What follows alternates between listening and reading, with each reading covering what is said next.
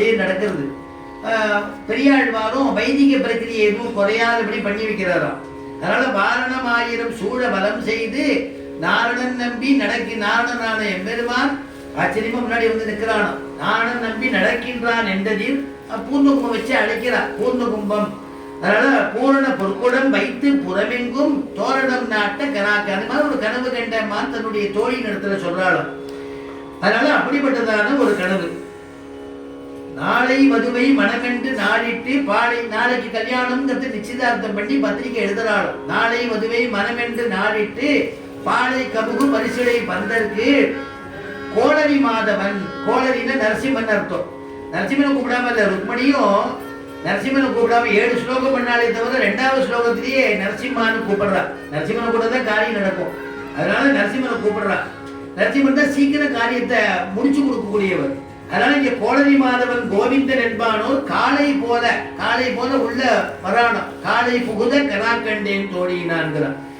நாள் திசை தீர்த்தம் உணர்ந்து நனி நல்கி. நாள் திசை தீர்த்தம் உணர்ந்து நனி நல்கி பார்ப்பன சித்தர்கள் பதிந்தாரே. நாள் திசை தீர்த்தம் உணர்ந்து நனி நல்கி பார்ப்பன சித்தர்கள்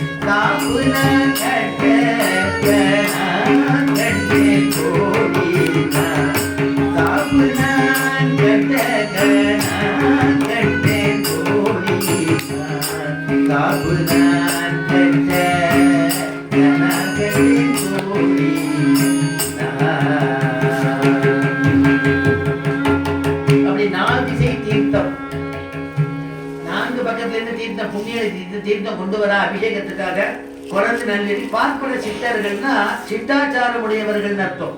பல்லார் எடுத்தேற்றி பூப்புனை கல்வி புனிதனோடு எந்தன்னை காப்பு நான் கெட்ட ரக்ஷாபந்தனம். அதனால காப்பு நான் கட்ட கனா கண்டேன் அப்படி கனா கண்டேங்கிறா. அப்புறம் கதிரொளி தீபம் கலசமுடனேந்தி சதிரிள மங்கையர் தாம் குடிசுத்துறதெல்லாம் இருக்கு இல்லையா. அதனால சதிரிள மங்கையர்கள்னா சாமர்த்தியம் உடையவர்கள் அர்த்தம். அதனால கதிரொளி தீபம் கலசமுடனேந்தி சதிரிள மங்கையர் தாம் வந்து எதிர்கொள்ள மதுரையார் மன்னன் அடிநிலை தொட்டி எங்கும் அதிர புகுத கனா கண்டேன் தோழினான்.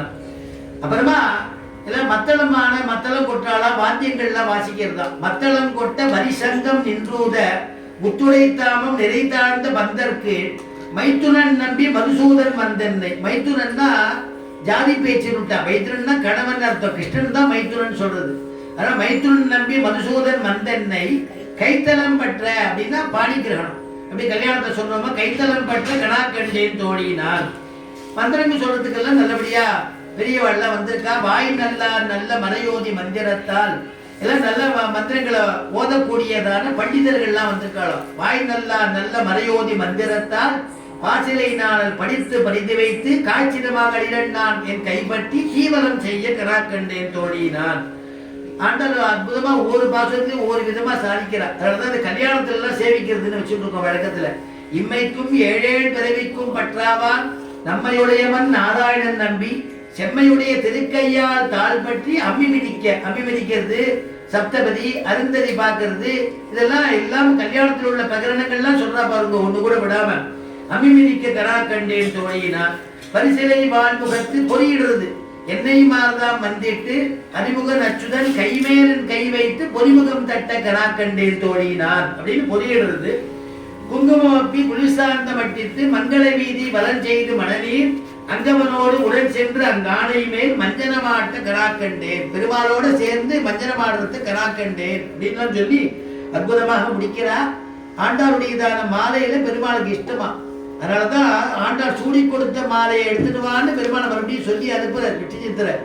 தாயார் சூடி கொடுத்தது ஆண்டாள் சூடி கொடுத்தது பெருமாள் சந்தோஷப்படுறாராம். சர்வகந்தன் சர்வரசன் எல்லாராலையும் கொள்ளப்படக்கூடிய பெருமாள் இந்த சூடி கொடுத்த நாச்சியாருடைய மாலைக்காக காத்துட்டு இருக்காராம். அதெல்லாம் காத்து